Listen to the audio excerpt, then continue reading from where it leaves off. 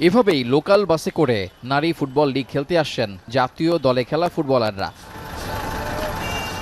শুধু তাই না, ম্যাচ খেলে নারী লিগে অংশ নেওয়া ফুটবলাররা রিকশায় করে যাচ্ছেন যে যার মতো করে। দৃশ্যগুলো একদিনের নয়, পুরো নারী ফুটবল লিগেই এমন চিত্র দেখা গিয়েছে। দীর্ঘ বিরতির পর 11 দল নিয়ে শুরু হলেও নারী লিগের দলগুলোর পেশাদারিত্ব নিয়ে উঠেছে প্রশ্ন। তবে এর মধ্যে ব্যতিক্রমও রয়েছে। বাফুফে সহসভাপতি ফাহাদ করিম জানিয়েছেন, আগামী আসর থেকে নারীদের নিয়ে আয়োজন করা হবে 2 স্তরের ফুটবল লিগ।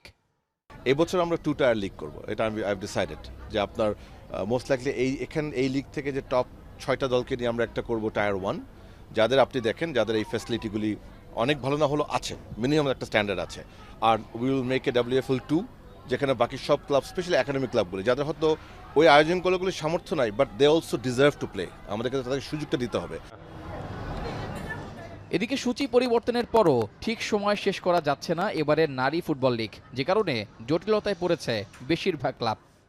এখন যখন এইটা বেড়ে গেছে, টাইমটা বেড়ে গেল, নিশ্চয়ই আমাদের সব কিছুই বেড়ে যাবে।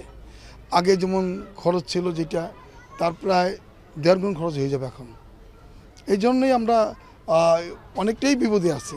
এটা কি কোনো ক্ষতিপূরণ? 50,000 টাকা যদি দেয়, আমাদের কত প্রতিদিন আমাদের খরচ আছে 20,000 টাকা।